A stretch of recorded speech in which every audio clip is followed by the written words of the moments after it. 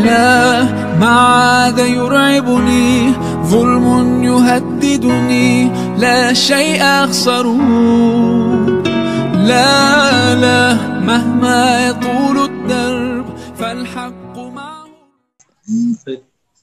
Bismillahirrahmanirrahim. Assalamualaikum warahmatullahi wabarakatuh. Bismillah, alhamdulillah, wassalatu wassalamu ala rasulillah wa ala alihi wa sahbihi wa mawala. Asyhadu an la ilaha illallah wahdahu la syarikalah wa asyhadu anna muhammadan abduhu wa rasuluhu alladzi la nabiyya ba'dah. Allahumma shalli ala sayyidina Muhammad wa ala ali sayyidina Muhammad. Rabbi israh li sadri wa yassir li amri wa hlul 'uqdatam min lisani yafqahu qawli, amma ba'd.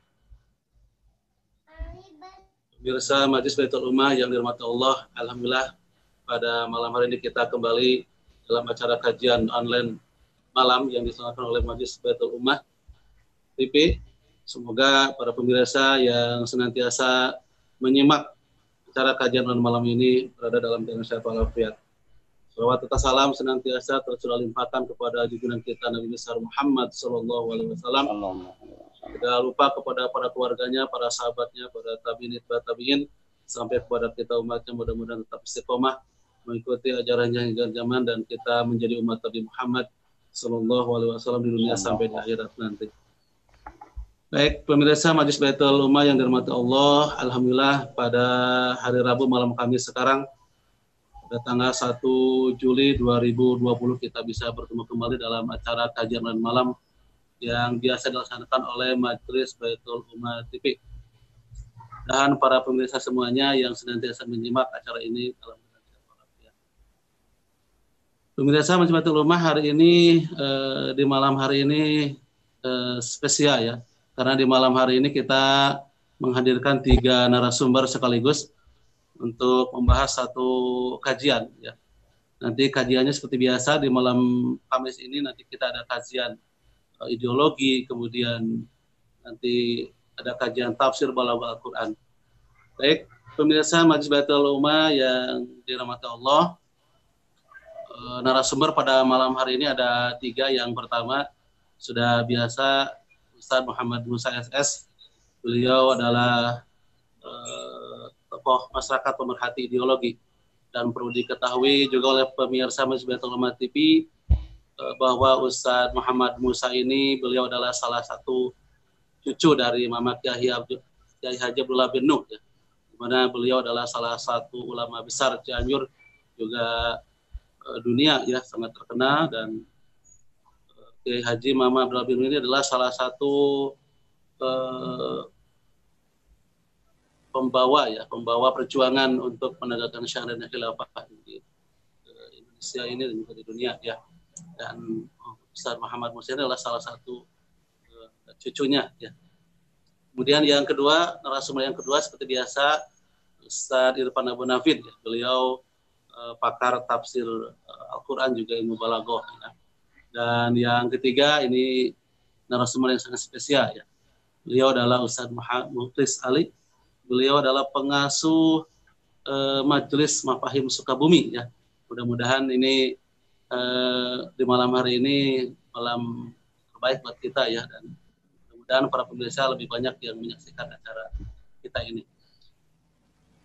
Pemirsa Majelis Baitul Ummah TV yang dirahmati Allah, kita juga hari ini ya, tadi kita mendapatkan berita duka cita ya, atas wafatnya salah satu pejuang syariat dan khilafah, yakni Bapak Haji Adeng ya. Beliau salah satu pendukung perjuangan syariat dan khilafah di Cianjur. Semoga iman Islamnya diterima oleh Allah Subhanahu wa taala dan segala perjuangannya diterima oleh Allah Subhanahu wa taala. Untuk itu, kepada seluruh pemirsa yang sudah hadir juga para narasumber, sebelum acara dimulai dimohon untuk membacakan surah Al-Fatihah untuk beliau ya, untuk Bapak Haji Adeng. Barakatul Quran Al-Fatihah. Alhamdulillahirabbil alamin. Arrahmanir rahim. Maliki yaumiddin. Iyyaka na'budu wa iyyaka nasta'in. Shiratal mustaqim. Shiratal ladzina an'amta 'alaihim ghairil maghdubi 'alaihim waladdallin. Mudah-mudahan bacaan Al-Quran kita terima dan langsung oleh Allah Subhanahu wa taala untuk beliau ya. Amin ya rabbal alamin. Baik pemirsa Majelis Baitul Ulama TV yang dirahmati Allah, untuk tema kajian kita pada malam hari ini ya, yaitu kajian akhir zaman, masa depan umat untuk tegaknya khilafah di atas manhaj kenabian. Insya Allah nanti kita akan menyimak ya pemaparan dari 3 narasumber, baik itu dari pandangan secara ideologi, kemudian berkaitan dengan tantangan dan peluang nanti masa depan umat ke depannya untuk perjuangan tegaknya syariat dan khilafah ini. Kemudian nanti kita juga akan menyimak dari narasumber yang lainnya, yaitu terkait dengan bagaimana tentang kondisi akhir zaman ini disesuaikan dengan kajian tafsir ilmu balaghah nanti yang akan dikaji, itu surah An-Nur ayat 55 kalau tidak salah 50 ya. Nanti bisa bisa disimak. Baik, sebelum dimulai kita sapa dulu 3 narasumber yang alhamdulillah sudah hadir ya di tengah-tengah kita semua. Yang pertama Ustadz Muhammad Musa SS ya. Gimana Ustadz, sehat ya Tad? Alhamdulillah. Waalaikumsalam. Ya, alhamdulillah ya. Allah, semoga Allah memberikan senantiasa kesehatan kepada Ustadz Muhammad Musa ini sehingga senantiasa bisa bersama-sama dengan kita. Amin. Yang kedua Ustadz Irfan Abu Nafid ya. Assalamualaikum Ustadz. Gimana, sehat hari ini Ustadz? Ustadz Irfan? Ustadz Irfan gimana, sehat Ustadz Irfan? Udah nyambung belum ya? Kayaknya ada kendala teknis ya. Ya mudah-mudahan Ustadz Irfan senantiasa sehat sehingga bisa menemani kita bersama dalam kegiatan kajian online. Yang ketiga ya, kita sapa Ustadz Muklis Ali ya dari Sukabumi. Gimana Ustadz, sehat Ustadz? Alhamdulillah sehat. Ya, alhamdulillah ya. Di malam Kamis ini bisa dipertemukan meskipun kita berada di dunia maya di online seperti ini ya. Mudah-mudahan tidak mengurangi keibadah. Baik pemirsa Majelis Baitul Ulama yang dirahmati Allah, kita akan memulai acara kajian online malam kita ini dalam tajuk talk show kajian akhir zaman ya, yang akan dibahas nanti bagaimana masa depan umat ini dan peluang nanti ke depannya untuk kemajuan kebangkitan Islam dan demi tegaknya khilafah sebagaimana sesuai dengan manhaj kenabian ya. Baik, untuk pemateri yang pertama nanti akan disampaikan oleh Ustadz Muhammad Musa ya, berkaitan dengan kondisi dengan umat pada saat ini di tengah-tengah ideologi kapitalisme ya, di mana di tengah-tengah kondisi pada begini, apakah nanti seperti apa kondisi umat Islam, nanti akan disampaikan oleh Ustaz Musa. Halo, terputus ya. Baik, sebelum dimulai kita sapa juga para pemirsa yang sudah hadir ya. Ada kawan-kawan juga dari Sukabumi sudah banyak yang masuk, baik itu lewat Zoom maupun YouTube, juga dari Cianjur, juga dari luar daerah juga. Biasanya nih dari luar ya, dari Jawa Timur, Gresik atau yang lainnya, Kalimantan juga hadir di acara kita pada malam ini ya. Dan nanti para pemirsa bisa menyampaikan pertanyaan atau yang lainnya nanti lewat Zoom maupun di channel YouTube ya, nanti akan dibahas oleh para narasumber. Baik, untuk mengefektifkan waktu kita simak ya pemaparan materi dari Ustadz Muhammad Musa berkaitan dengan kondisi umat saat ini di tengah-tengah hegemoni ideologi kapitalisme dan di tengah-tengah pandemi yang saat ini sedang dialami oleh umat ya. Waktunya sekitar 5-10 menit, nanti Ustadz Musa akan menyampaikan pemaparan seperti itu. Tafadhol Ustadz Muhammad Musa untuk menyampaikan materinya, pemaparannya. Terima kasih. Assalamualaikum warahmatullahi wabarakatuh. Waalaikumsalam warahmatullahi wabarakatuh. Alhamdulillah. Alhamdulillahilladzi arsala rasulahu bil huda wa dinil haqq liyuzhirahu 'ala ad-dini kullihi wa kafa billahi syahida. Asyhadu an la ilaha illallah wahdahu la syarikalah wa asyhadu anna Muhammadan 'abduhu wa rasuluh. Allahumma salli wa sallim wa barik ala Muhammadin wa ala alihi wa sahbihi ajma'in. Amma ba'd, wa qala Allah ta'ala fi kitabihil karim, A'udzu billahi minasyaitonir rajim.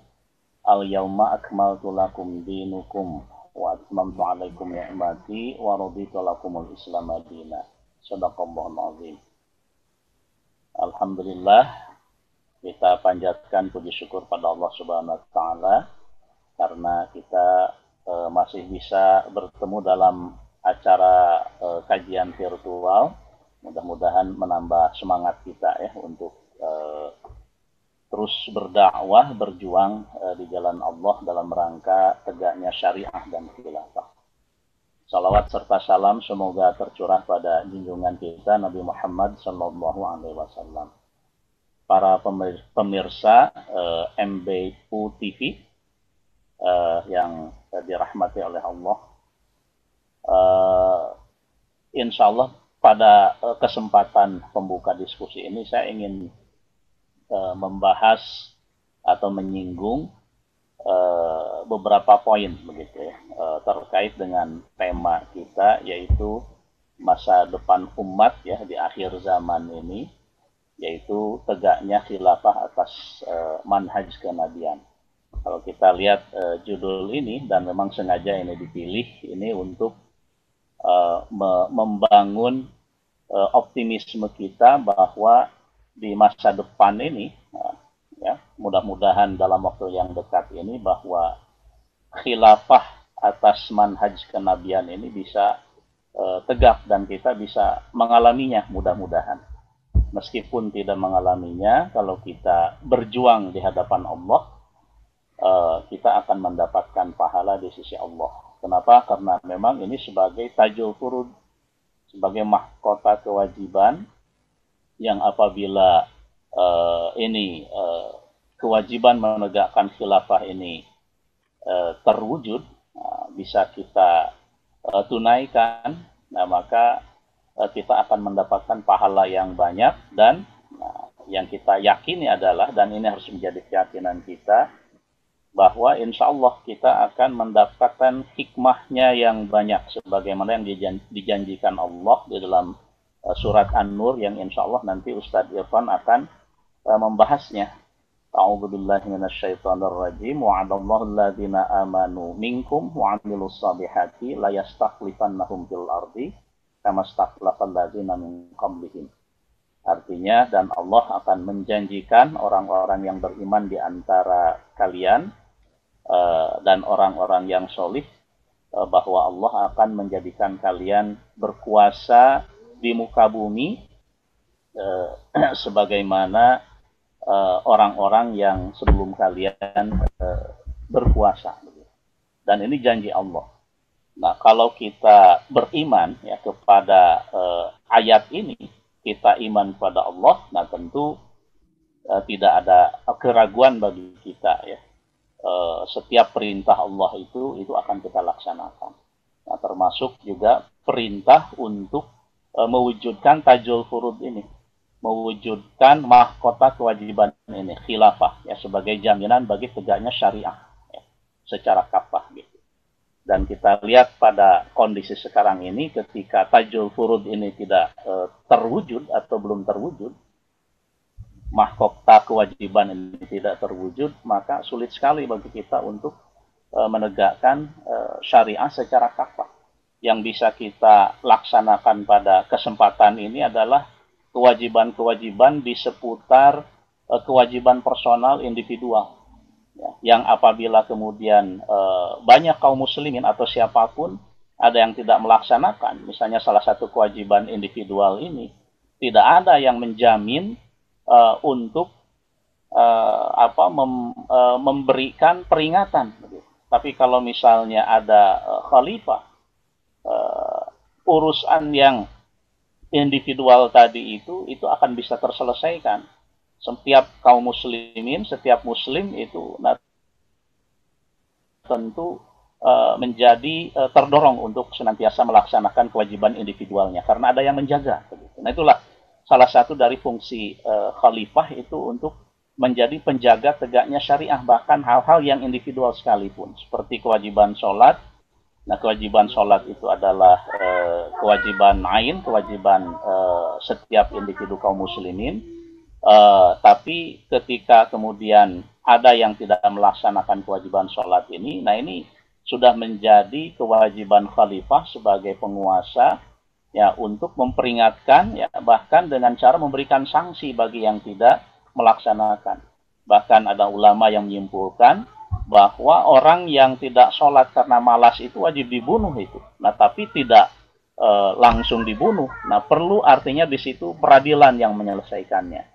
Nah disitulah peran khalifah untuk menyelenggarakan peradilan ya, yang untuk membuktikan bahwa orang yang tidak sholat itu memang tidak sholat karena bukan halangan-halangan yang syar'i gitu.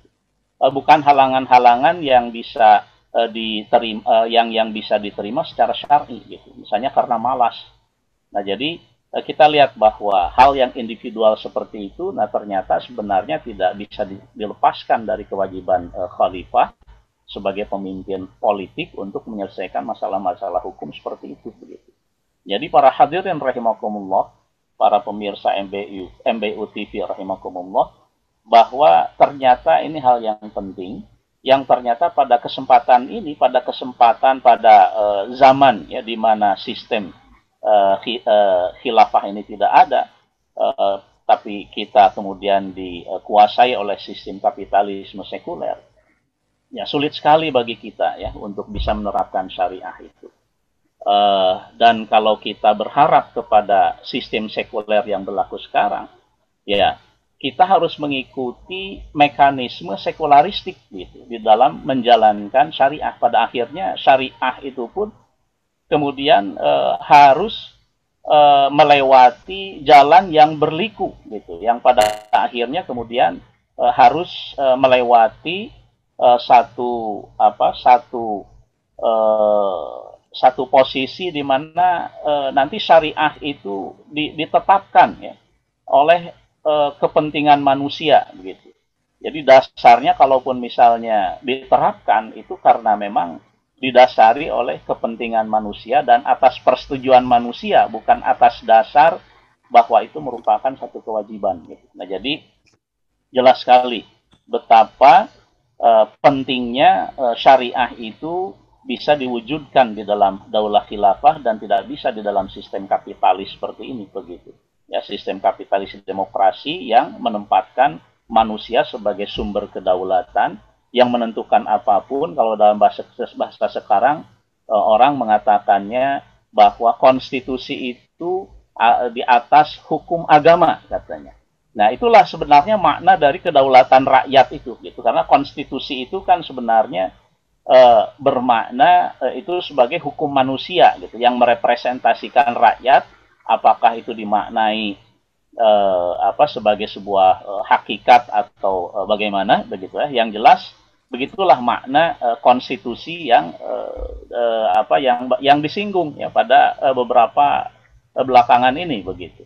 Ya, jadi disitulah sulitnya bagi kita untuk menegakkan syariah ketika kita dikooptasi ya oleh sistem kufur, sehingga mau tidak mau bahwa kita harus mewujudkan sebuah sistem sendiri ya, sistem yang memang khusus untuk melaksanakan syariat Islam, bukan untuk menindas manusia, tapi justru rahmatan lil alamin ya. Jadi rahmatan lil alamin inilah yang menjadi misi dari tegaknya syariah, yang kemudian nanti hikmah dari tegaknya syariah itu dirasakan oleh semua manusia ya, bukan hanya kaum muslimin tapi seluruh manusia. Nah, disitulah ya pentingnya syariah itu ditegakkan. Nah, meskipun pada kesempatan ini memang tantangan kita adalah banyak kaum muslimin yang justru tidak berpikir untuk menyelesaikan persoalan-persoalan umat itu atas dasar kacamata Islam. Jadi mereka tidak pede begitu ya. Nah, banyak kaum muslimin yang tidak pede menyelesaikan masalah-masalah kaum muslimin dan bahkan masalah-masalah kehidupan yang lain itu atas dasar kacamata syariat Islam gitu. Ini suatu hal yang wajar ya ketika kemudian banyak orang yang punya kepentingan duniawi ya, kemudian sistemnya juga yang mendukung seperti itu, Nah, kemudian terpesona dengan peradaban materialistik yang pada akhirnya mengikuti jalan-jalan orang kafir ya untuk dalam tanda kutip ya mereka bertujuan memajukan umat Islam. Nah, tapi mengikuti model peradaban kapitalistik yang sekuler begitu. Yang pada akhirnya ketika mencari atau berpikir tentang solusi tentang keumatan umat Islam, ya mengikuti jalan-jalan orang kafir begitu.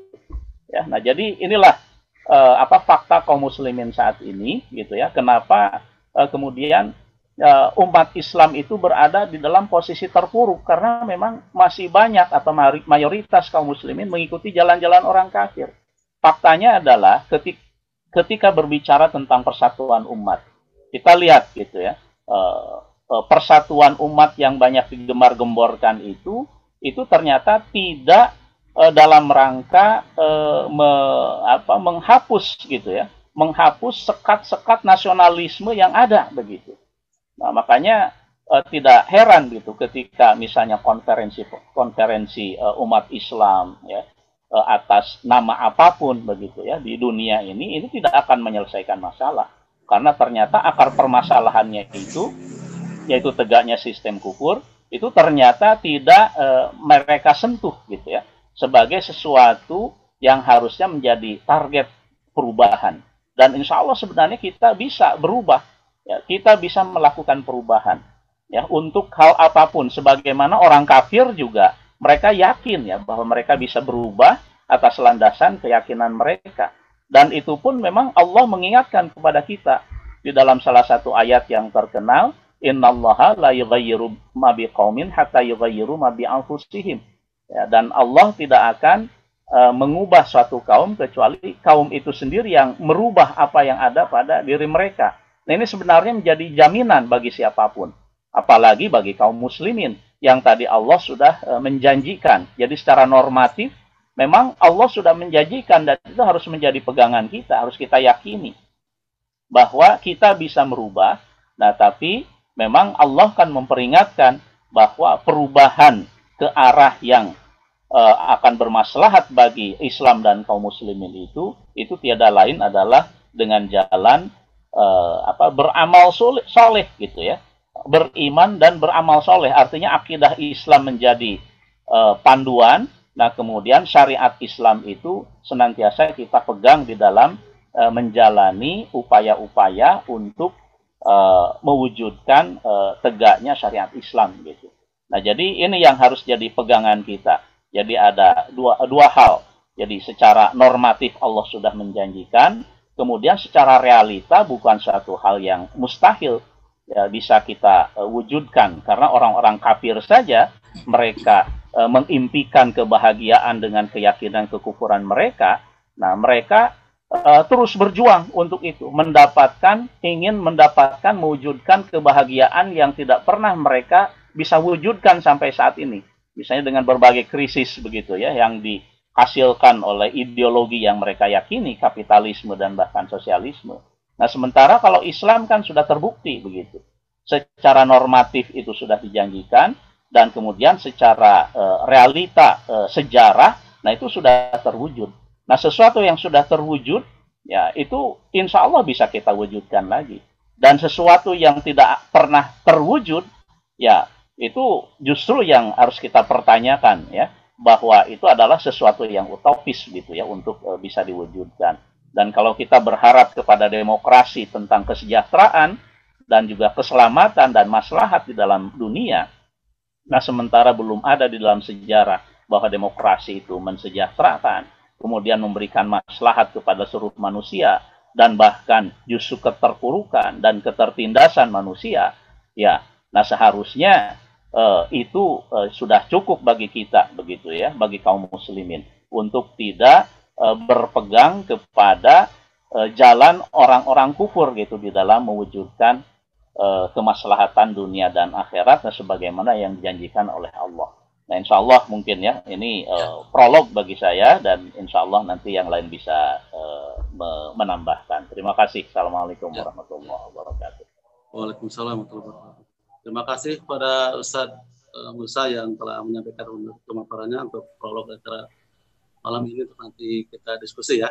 Baik, pemirsa Majelis Baitul Ulama TV yang dirahmati Allah, sebelum kita melanjutkan kepada narasumber yang kedua, kita lihat dulu para pemirsa yang telah hadir menyimak acara kajian malam pada hari ini ya.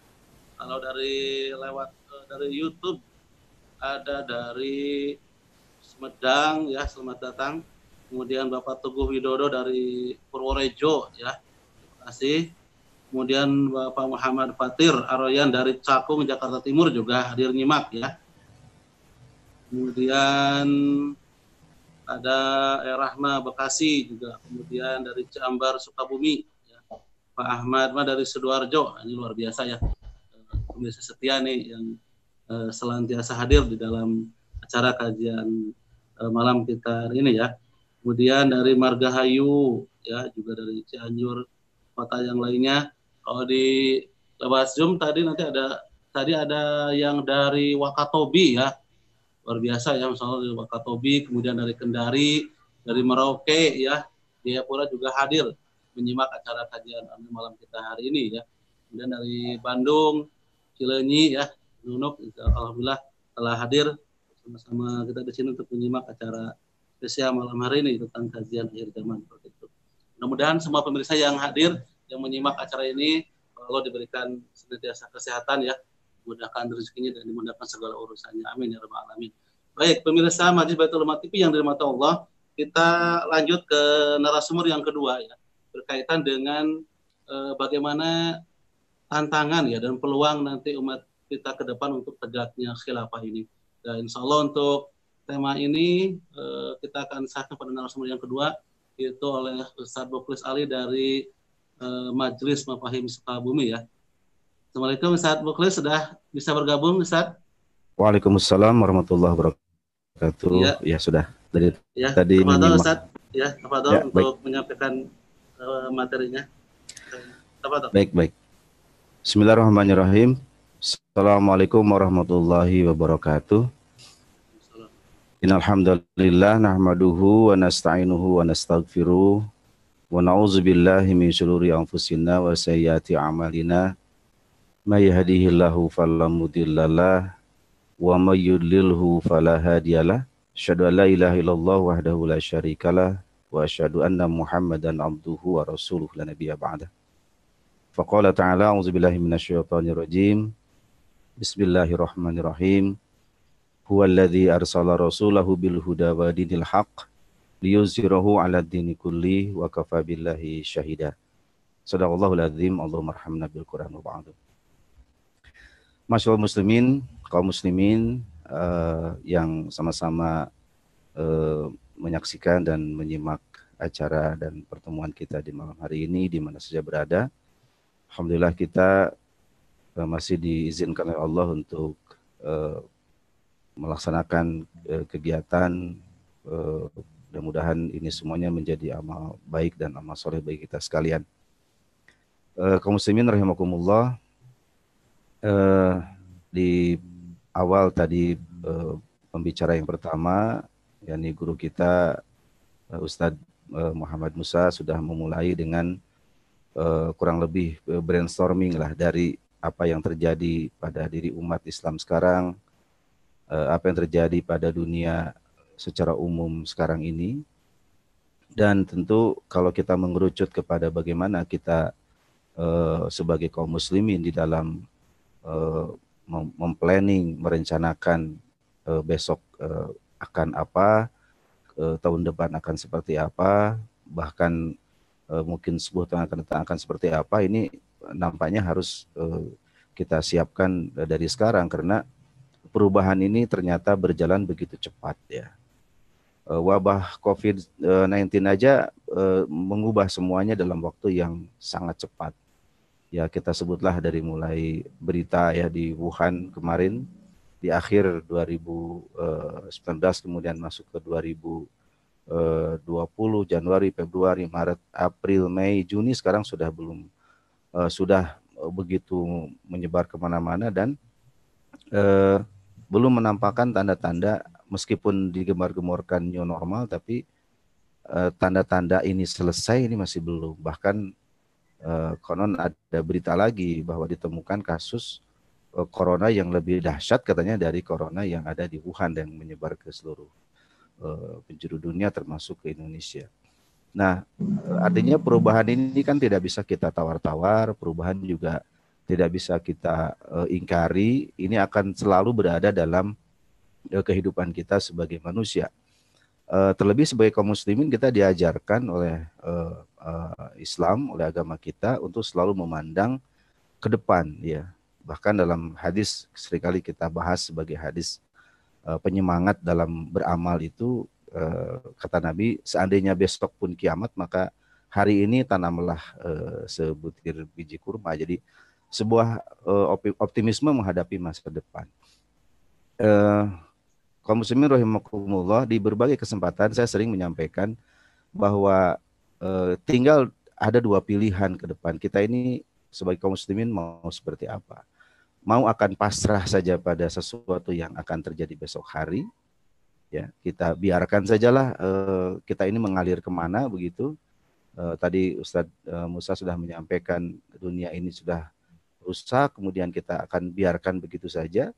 Ya, kalaupun mau kita hanya menyelamatkan diri sendiri, ya paling jauh keluarga atau orang-orang yang dekat dengan kita, dan akhirnya kita akan kiamat begitu.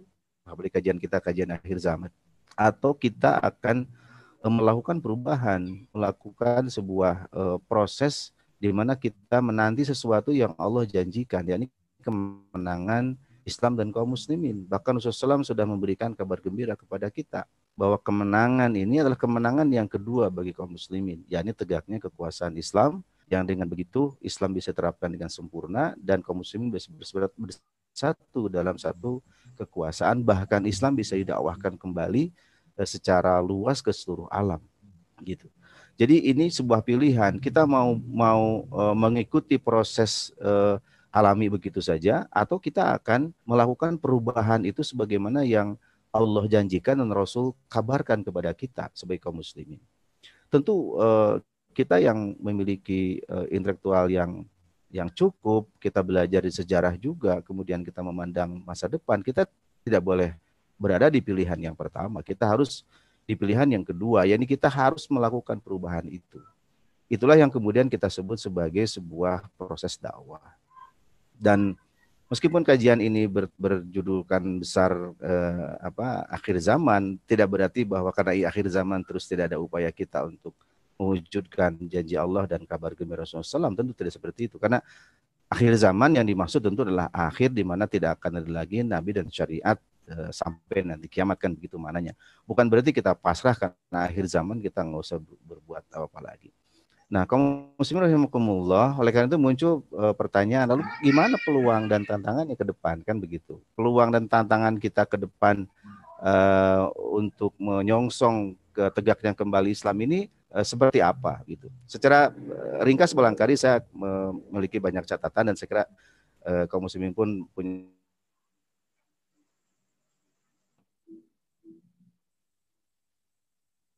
catatan yang sama. Yang pertama, kita bahas peluang-peluang yang ada di tengah-tengah kaum muslimin. Yang pertama, kenapa kita harus optimis memandang masa depan, bahwa masa depan itu milik kaum muslimin? Karena kita punya kekuatan besar, bahkan kekuatan terbesar. Apa itu? Kita punya ideologi Islam yang asasnya adalah akidah Islam. Itu yang kemudian tumbuh dari akidah itu pemikiran cabang berupa hukum-hukum yang lengkap, yang sempurna. Ini satu peluang besar, satu kekuatan besar bagi kita yang harus kita pertahankan. Ya, sekarang ini kan pertarungan ideologi ini nampaknya muncul lagi setelah kemarin kita juga ramen bangkit kembali sosialis, komunis dan sebagainya. Kemudian kapitalis juga masih berkuasa. Ini bagaimana ternyata ini pertarungan yang selalu menghidupi kita, bahkan selalu ada tengah-tengah kita. Apa itu? Pertarungan ideologi, dan kita tidak boleh kalah di tengah-tengah pertarungan dua ideologi besar tadi itu, karena kita yakin Islam juga adalah sebagai sebuah mabda, sebagai sebuah ideologi yang harus kita jelaskan kepada kaum muslimin, kita jelaskan kepada seluruh umat manusia. Jadi inilah kekuatan besar kita yang harusnya mendorong kita untuk terus berjuang, yakni kita punya ideologi yang benar, ideologi yang bersumber dari Allah Subhanahu wa taala, bahkan ideologi yang sudah terbukti dalam sejarah mampu menaungi dunia ini dalam keadaan sejahtera, dalam keadaan bahagia, dalam keadaan baik begitu. Ini yang pertama. Yang kedua, kita memiliki sumber daya umat kaum muslimin. Ya meskipun jumlah kita dibandingkan dengan yang kafir itu kan sedikit ya. Konon kita hanya 1,2 atau 1,5 miliar, sementara selebihnya adalah orang-orang kafir dengan berbagai agama, berbagai keyakinan, bahkan yang tidak beragama sekalipun. Tetapi ini adalah kekuatan besar yang juga kalau kita berdayakan dengan baik, ini akan menghasilkan sebuah perubahan besar di tengah-tengah kaum muslimin. Ya, bahkan perubahan di tengah-tengah masyarakat dunia sekarang. Bahkan kita sering membaca beberapa kalangan yang pengamat dunia internasional, justru sekarang dunia berpaling dan berharap kepada dunia Islam. Ya, karena kerusakan-kerusakan yang ada di dunia barat itu lebih parah dengan kerusakan yang ada di dunia Islam, sebutlah seperti itu.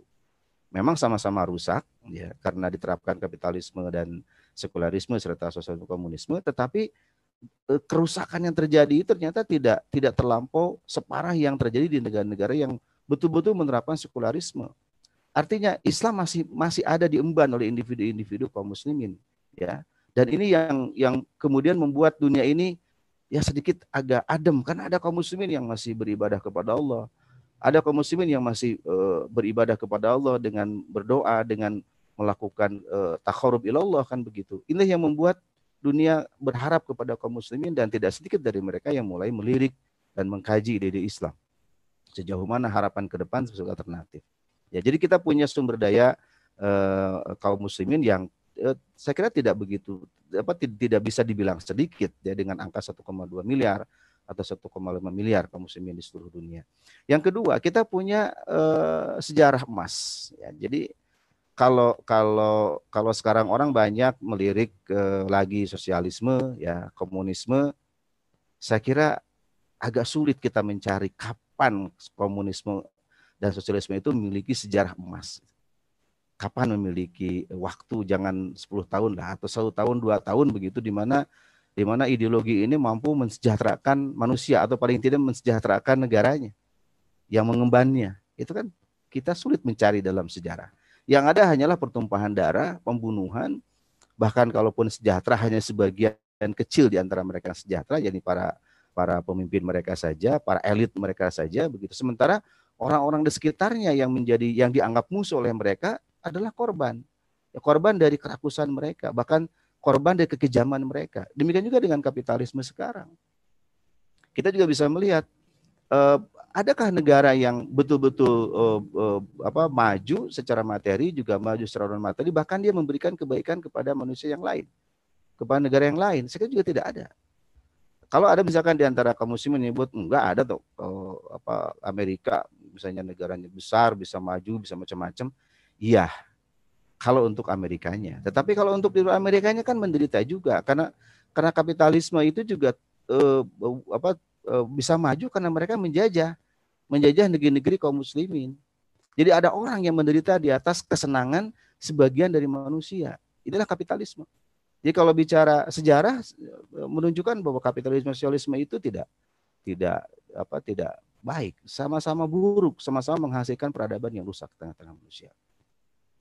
Kaum muslimin rahimakumullah, demikian juga ke depan kita masih punya peluang, kita punya kekuatan, kita punya harapan, karena tumbuh kesadaran di antara kaum muslimin ini sudah mulai kelihatan. Kita nampaknya sekarang sudah mulai jarang ya membahas persoalan-persoalan khilafiyah sehingga menjadi permasalahan besar. Ini sebagian besar para ulama sudah mulai mengerucut kepada permasalahan bersama-sama kaum muslimin, masalah persatuan, masalah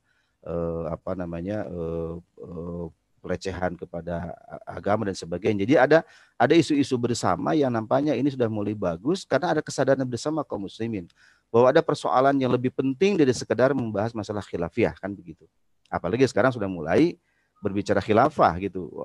Ternyata khilafah itu sudah tidak saja dimiliki oleh sekelompok kaum muslimin, tapi sudah menjadi pembicaraan di hampir sebagian besar level kaum muslimin, begitu. Ya baik yang pro yang sudah paham maupun yang masih menganggap sebagai ancaman. Tapi paling tidak khilafah sudah mulai diopinikan. Yang kedua, yang berikutnya adalah kita juga sekarang udah mulai kenal siapa musuh kaum muslimin sekarang. Ini kan penting nih. Ya, musuh kita itu siapa? Ternyata bukan kaum muslimin. Musuh kita adalah orang-orang kafir, orang-orang munafik. Ya, kita sangat bergembira ketika sebagian besar di kita, di negeri kita ini menganggap ini komunisme ini musuh Islam karena anti Tuhan gitu ya, ateis karena dia anti agama dan sebagainya. Ini sudah kekuatan yang luar biasa sebetulnya. Ada kesadaran yang mulai bagus tengah-tengah kaum muslimin. Ya tinggal satu lagi kita pahamkan bahwa ada kekuatan lain yang sama-sama rusaknya sebetulnya. Ya, ini bukan sosialisme sosialisme komunisme saja, tapi juga ada kapitalisme, sekularisme. Jadi kalau kita menganggap kapitalisme, komunisme, sosialisme adalah musuh bersama, harusnya juga pada kapitalisme pun sama, ya karena dua-duanya ideologi ini menghasilkan kerusakan bagi kaum muslimin dan dunia.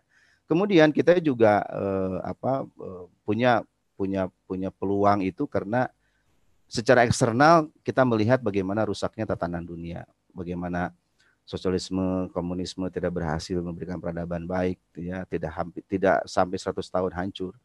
Meskipun sekarang ada yang memperjuangkannya, saya kira itu perjuangan yang ya sia-sia lah karena susah untuk diwujudkan kebaikan melalui cara-cara berpikir komunisme dan sosialisme. Kemudian kapitalisme juga sekarang sudah mulai kehilangan kekuatannya dan dengan berbagai bencana terutama COVID-19 ini kan nampak juga keborokan-keborokan yang lebih dari sekedar yang kita tahu dulu gitu. Jadi peluang dan tantangan ini sesungguhnya harus dimanfaatkan oleh kita sekalian untuk melangkah ke depan dengan satu perencanaan yang matang, perencanaan yang bagus sehingga janji Allah untuk tegaknya kembali Islam berkuasa kaum muslimin dalam daulah khilafah Islamiyah yang kedua. Kemudian juga kita menyongsong kabar gembira Rasulullah SAW dengan berbagai janji dan prediksi yang Rasulullah SAW belum terwujudkan di akhir zaman ini. Maka kita mengarah kepada satu kekuatan tadi itu, gitu. Bahwa peluang dan tantangan yang ada seharusnya diarahkan kepada bagaimana kaum muslimin kembali memiliki kekuatan yang besar tengah-tengah kaum muslimin, yakni kekuatan yang namanya kekuatan ideologi itu, yang mampu menggantikan ideologi-ideologi yang ada di tengah-tengah manusia dan dunia sekarang ini. Saya kira untuk sementara sebagai pengawal diskusi demikian dulu, karena masih ada pemateri yang ketiga, insya Allah kita lanjutkan nanti. Terima kasih kepada moderator. Sementara saya kembalikan. Assalamualaikum warahmatullahi wabarakatuh. Waalaikumsalam. Baik, terima kasih Ustadz Mukhlis Ali yang telah menyampaikan pemaparan materinya terkait dengan bagaimana peluang dan tantangan untuk kebangkitan umat Islam di masa yang akan datang. Dan tadi oleh pemateri yang kedua, Ustadz Mukhlis sudah disampaikan bahwa kita memang sekarang dengan di hadapan tantangan ya, tantangan ideologi yang lain selain Islam, ada kapitalisme, ada sosialisme dan yang lainnya. Dan kita hari ini terus bergulat dengan ideologi. Ternyata pertarungan ideologi itu akan senantiasa ada dan terus gitu ya di sepanjang zaman ini. Akan tetapi kita juga tidak lupa bahwa kita punya peluang ya untuk kebangkitan kita di ke depan di masa yang akan datang. Di antaranya kita memiliki sumber daya manusia SDM yang banyak, yang mumpuni, yang insya Allah ini menjadi kekuatan besar kemajuan umat Islam. Kemudian kita punya sejarah emas, ya, sejarah emas. Juga kemudian hari ini juga di tengah kondisi mulai terpuruknya ideologi kapitalisme sekularisme juga sudah semakin banyaknya umat Islam yang memiliki kesadaran untuk mengadakan perubahan untuk kebangkitan umat Islam ke depan. Dan kita sudah banyak melihat ternyata mereka sudah mulai beralih bahwa dunia itu harus dipimpin dengan Islam untuk keberkahan kehidupan kita di kehidupan ini. Baik, terima kasih pada pemateri yang kedua ya Ustaz Mukhlis. Baik, sebelum lanjut kita juga menyapa kembali pemirsa yang telah hadir menyimak acara kita pada malam ini. Ada dari ini ya, dari Pemuda Hijrah Cianjur juga ada ya, dari Yayasan Safa Marwah juga ada, dari Sidoarjo ya juga hadir Pak Baihaqi, juga ada dari Serpong ya, Serpong biasa ini sudah biasa hadir ya, Bapak Eka Prasetya dari Sukabumi juga hadir, juga kawan-kawan yang lain tidak bisa disebutkan satu persatu juga ada ya, hadir dari Bandung, dari Jakarta, dari Jawa Timur, dari Merauke ya, luar biasa ya. Baik, pemirsa Majelis Baitul Ulama TV yang dirahmati Allah, kita lanjut ke narasumber yang ketiga. itu akan disampaikan oleh Ustaz Irfan Abu Nafir berkaitan dengan nanti bagaimana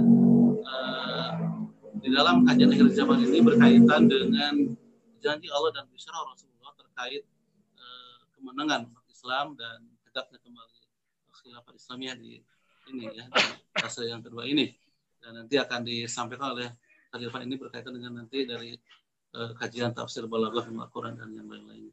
Baik, untuk menghabiskan waktu silakan Ustaz Irfan untuk menyampaikan pemaparan materinya. Waalaikumsalam, Ustaz Irfan sudah bisa bergabung? Insyaallah. Waalaikumsalam. Ya, tafadhol Ustaz. A'udzu billahi minasyaitonir rajim. Bismillahirrahmanirrahim. Alhamdulillahirabbil alamin. Wassalatu wassalamu ala Rasulillah wa ala alihi wa sahbihi wa man walah wa ba'du. Uhayyikum bi tahiyyatil Islam. Assalamualaikum warahmatullahi taala wabarakatuh. A'udzu billahi minasyaitonir rajim. Bismillahirrahmanirrahim. Wa'adallahu alladhina amanu minkum wa 'amilus salihati la yastakhlifannahum fil ardi kama istakhlafal ladzina min qablihim. Al-ayah. Nah, ikhwatil kiram ma'azallahu wa iyyakum, bifadillahi ta'ala, di antara ayat yang Allah turunkan kepada kita semua adalah ayat di mana Allah Subhanahu wa taala telah menjanjikan. Tadi dalam pemaparan para guru kita semua, baik Al-Ustadz Muhammad Musa maupun juga Al-Ustadz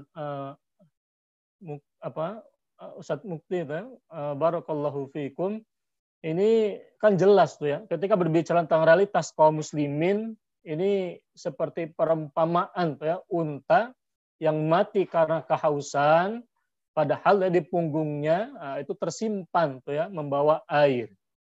Nah, dalam hal ini ikhwatil kiram ma'azallahu wa iyyakum, namun jelas tuh ya, ketika kita mendapati kabar-kabar berbagai macam khabar atau informasi dari nas Al-Quran dan As-Sunnah, ini kan periode kehidupan umat Islam itu kan jelasnya juga tidak stagnan.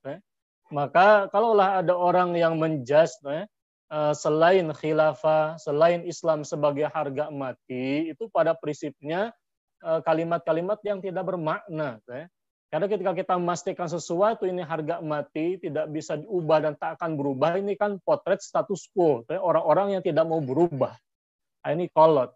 Maka dalam hal ini yang harga mati apa? Itu jelasnya Islam dan tegaknya khilafah di akhir zaman. Kenapa? Karena kita punya prinsip di dalam kitab kuning karangan siapa? Syekh Nawawi Al-Bantani Asy-Syafi'i, merupakan guru dari Mbah Hasyim Asy'ari. Di dalam kitab ini ditegaskan di antara makna asyhadu anna Muhammadar Rasulullah adalah, ini di dalam kitab Sulamit Taufik disyarah oleh Syekh Nawawi. Di antara maknanya adalah wa annahu sallallahu alaihi wasallam shadiqun fi jami'i ma akhbara bihi, bahwasanya baginda Nabi SAW itu adalah sosok yang benar, wajib dibenarkan atas apa yang dikabarkan oleh beliau SAW. Ketika kita mengucapkan kalimat la ilaha illallah, di antara kita meyakini itu firman Allah Subhanahu wa taala. Ketika baginda SAW mengabarkan summa takunu khilafatan ala minhajin nubuwati, termasuk juga berbagai macam akhbar yang mencapai derajat mutawatir maknawi berkaitan dengan fase di akhir zaman itu akan tegak kekhilafan di pundaknya, di antaranya khalifahnya adalah Khalifah Al-Mahdi. Nah, ini kan Allah berfirman, wa'adallahu alladzina amanu minkum, bahwasanya Allah berjanji kepada siapa? Objeknya kepada alladzina amanu minkum wa amilus shalihat, kepada orang-orang yang beriman dan beramal salih. Nah, lafal wa'ada ini kan digambarkan oleh para ulama tafsir, dia bermakna takdir atau qasam. Bahwasanya Allah telah berjanji. Aksama bahwasanya dia Allah tuh berjanji, ini mengandung makna qasam. Maka dari itu ikhwatil kiram, kalimat wa'adallah itu diikuti dengan huruf lam pada frasa la yastakhlifannahum fil ardi, termasuk pada kata wala yumakkinanna, termasuk di dalam kata wala yubaddilannahum. Ini menggambarkan apa? Huruf lam di awal pada kata-kata tersebut itu termasuk lam jawab sumpah. Kenapa? Karena lafal wa'ada itu takdirnya merupakan makna qasam. Artinya Allah berjanji, Allah bersumpah. Menjanjikan apa? Bahwa ini pun juga bersyarat. Karena Allah menjanjikan kekuasaan al-khilafah ini kepada orang-orang yang beriman dan beramal salih. para ulama tafsir mereka merinci. Yang dimaksud dengan orang yang beriman beramal saleh dalam ayat ini siapa? Yaitu ditarjih oleh Al-Hafiz Al-Qurtubi di dalam kitab Al-Jami' li Ahkamil Qur'ani. Itu bukan hanya berlaku bagi para sahabat Rasulullah SAW, bukan hanya bagi Rasulullah SAW dan para sahabat saja, melainkan janji kekhilafan ini pun juga berlaku kepada umat-umat yang beriman dan beramal saleh setelah masa mereka. Dalam hal ini, lafal minkum dalam ayat ini bukan min li tab'id bermakna sebagian, melainkan min li bayanil jinsi untuk menjelaskan. Ini pun yang diadopsi oleh sebagian ulama tafsir muktabar, ini pun yang diadopsi oleh para ulama muktabar di Hizbut Tahrir. Ya. Bahwa ayat ini bukan hanya berlaku bagi para sahabat saja, melainkan mereka yang meniti jalannya bagi Nabi dan para sahabat. Karena lafal min di sini dan orang mukmin pun juga jelasnya itu bukan hanya Rasul dan para sahabat saja, melainkan para pengikutnya selanjutnya. Nah, dalam hal ini apa jawab sumpah qasam ini? Janji Allahnya seperti apa? Nah, mulai pada kalimat la yastakhlifannahum. Bahwasanya betul-betul sungguh-sungguh Allah akan menjadikan mereka sebagai khalifah. Karena makna istakhlafa yastakhlifu ya la yastakhlifannahum. Bisa ada kata kerja al-mudhari yastakhlif yang diikuti dengan nun taukid as-saqila, ini pun juga mengandung penegasan. Huruf lam di awal termasuk huruf nun tasdid ya, pada frasa la yastakhlifannahum. Ini menggambarkan taukid, penegasan untuk menegaskan kebenaran informasi janji Allah akan memberikan kekhilafan istikhlaf. Maka sebetulnya kalau ada orang yang menjudge tidak ada dalil khilafah dalam Al-Qur'an. Kalau kita mengerti ilmu sharaf dasar, kata kerja istakhlafa yastakhlifu ini kan ja'alahu yaj'alu khalifatan. Itu kan sangat lekat sekali dengan kata khalafa. Itu sangat lekat sekali dengan dengan isim fa'il khalifatan. Ini orang yang ngerti sharaf itu mengerti. Jadi kalau dikatakan mempertanyakan mana dalil khilafah dalam Al-Qur'an, ini saja bicara tentang kekhilafahan. Buktinya para ulama tafsir yang paham ilmu bahasa Arab dan sebagainya tafsir Quran ini kan berbicara menafsirkan ayat ini wa yaj'aluhum khalifatan mereka mengaitkan dengan fi khilafatil arudi kekhilafahan di muka bumi. Di dalam kitab tafsir para ulama jelas yang dimaksud dengan khalifatan istikhlaf itu adalah fa yaj'aluhumul khulafa'a wal ghalibina wal malikina. Maka Allah menjadikan mereka sebagai para khalifah. Khalifah kan kaitannya dengan kekhilafan itu sendiri. Jadi kalau ada di zaman sekarang, orang-orang yang pertanyakan mana dalil khilafah dalam Al-Quran, silahkan pelajari kembali tafsir Quran para ulama. Kalau tidak mengerti, silahkan pelajari kembali ilmu sharafnya. Nah, ini kan mudah sebetulnya dipahami oleh bagi mereka yang pernah belajar ilmunya. Jadi kita tinggalkan asumsi-asumsi yang jelas tidak didasarkan kepada ilmu, yang pertanyakan mana dalil khilafah di dalam Al-Quran. Ayat ini bicara tentang kekhilafahan.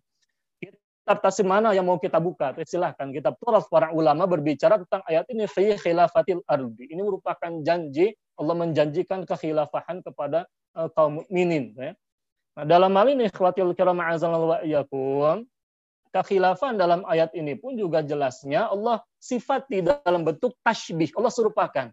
Kama stakhlafal ladzina min qablihim. Sebagaimana Allah memberikan kekuasaan kekhilafahan alladzina min qablihim. Nah, para ulama tafsir menafsirkan yang dimaksud dengan alladzina min qablihim di sini adalah Bani Israel. Nah, ini percisnya ditafsirkan oleh para ulama lain, oleh Qatadah misal dari kalangan ulama mufassir salaf dari kalangan tabi'in, Nabi Daud alaihissalam dan Nabi Sulaiman. Nabi Daud dan Nabi Sulaiman jelas punya kekuasaan real. Buktinya di dalam firman-Nya Allah Subhanahu wa taala mengabarkan wa husyira li Sulaimana junuduhum minal jinni wal insi wat thairi fahum yuzaun. Dan dikumpulkan bagi Sulaiman itu pasukannya. Kalau punya pasukan artinya punya kekuasaan, dan ternyata diperjelas dalam hadis Rasulullah, kanat banu Israila tasusumul anbiya kullama halaka nabiyyun khalafau nabiyyun. Nah, ini kan menggambarkan kedudukan para nabi Bani Israel itu punya kekuasaan mengatur urusan politik umat. Nah, di antaranya Nabi Daud dalam hal ini Nabi Daud dan Nabi Sulaiman alaihissalam itu termasuk yang ditafsirkan alladzina min qablihim, karena maknanya pun juga umum jelasnya, termasuk juga Nabi Daud dan Nabi Sulaiman alaihissalam yang punya kekuasaan bil, mereka mengatur urusan umatnya, mereka punya pasukan dan sebagainya. Maka wajar sebetulnya kalau isu khilafah ini ditakuti oleh mereka yang mencintai kekuasaan duniawi, mereka menjaga kekuasaannya, makanya relevan. Ketika Allah menjanjikan kekuasaan kepada baginda Rasulullah dan para sahabat, tegaklah katakanlah baiat Aqobah yang kedua. Siapa yang berteriak ini ketakutan? Iblis, syaitan golongan jin. Kana minal jinni fafasaqa an rabbih. Setan golongan jin ini kan dia berteriak. Kenapa? Karena dia menyadari betul kekhilafan ini akan memberikan kekuatan yang real kepada baginda Rasulullah, dan ternyata terbukti ketika tegaknya kekhilafan di muka bumi, ketika tegaknya daulah Islamiyah di Yastrib Madinah Al-Munawwarah itu, berbagai macam upaya-upaya syaitan golongan jin yang katakanlah memprovokasi orang-orang kafir Quraisy agar katakanlah menghancurkan dakwah Islam itu tidak bisa dengan mudah begitu saja. Yang adalah memberikan pertolongan kepada orang-orang beriman. Begitu pula di akhir zaman, ikhwatil kiram, periode ini pun juga akan terulang kembali. Mari kita buka mata, mari kita buka kitab para ulama di dalam tafsir-tafsir mereka, di dalam kitab tafsirnya Al-Hafiz Ibnu Jarir At-Tabari. Ini kan banyak sekali.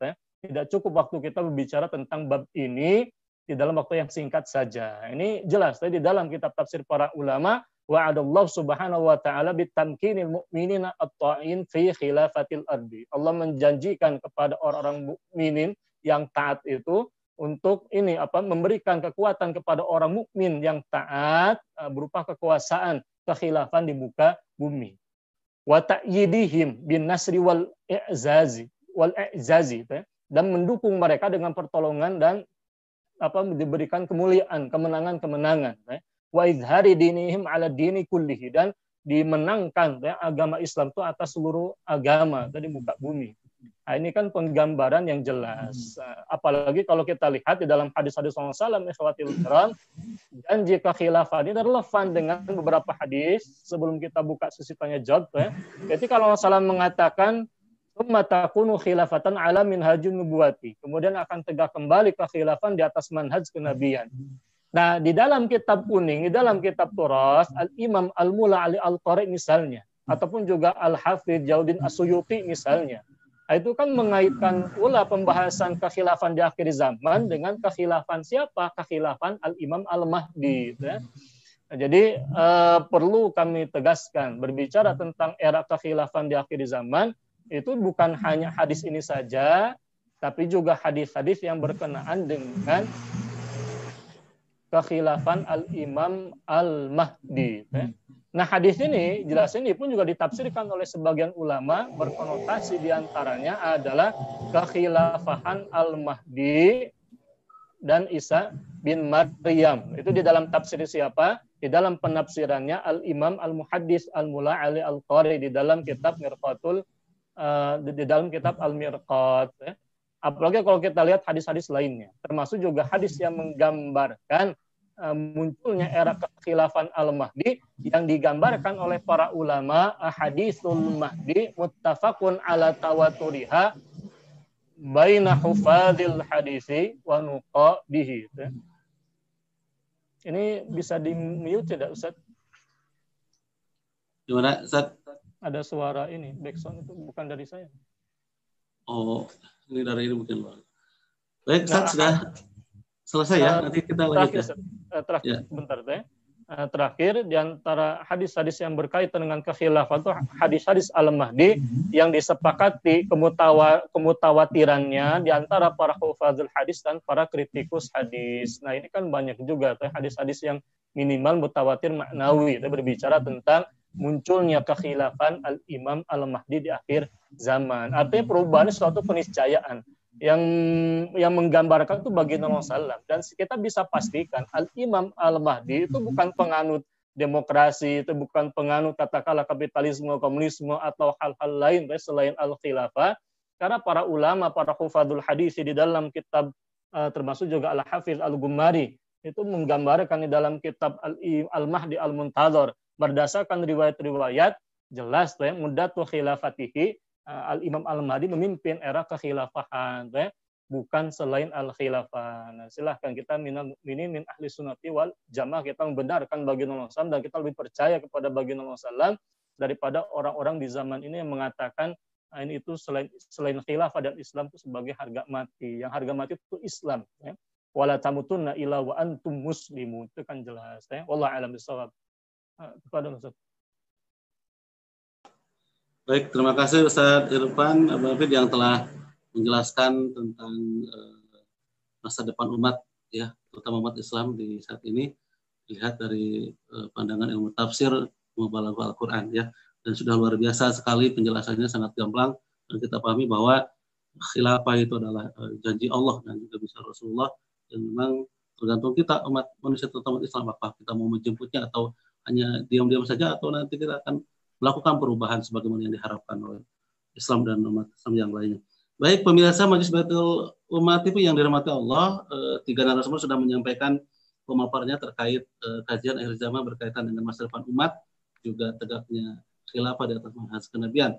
Dipersilakan para pemirsa yang hadir lewat YouTube juga lewat Zoom untuk menyampaikan pertanyaan-pertanyaan yang nanti kita akan diskusikan dengan para narasumber seperti itu ya. Baik, kita sapa kembali para pemirsa yang telah hadir, juga ada ini ya dari Kota Cianjur, Sukabumi dan juga yang lainnya ya, dari Jawa Tengah, Jawa Timur, Kalimantan, dari Sulawesi juga hadir menyimak acara ini. Alhamdulillah, terima kasih pada semua pemirsa yang telah setia menyimak acara ini dari awal sampai akhir sampai beres, tetap setia mengikuti kegiatan. Baik, pemirsa Majelis Baitul Ummah TV yang dirahmati Allah, ini sudah ada pertanyaan yang masuk. Tapi jangan lupa juga kepada pemirsa untuk ininya ya, saya juga subscribe-nya yang belum subscribe untuk acara kajian malam online hari ini ya. Baik, para narasumber mohon untuk bersiap-siap. Ini ada pertanyaan dari Bapak Denny Rustandi ya. Saya mohon bertanya, saya pernah mendengar ada ulama yang mengatakan bahwa di akhir zaman hari ini adalah fasenya kebangkitan umat.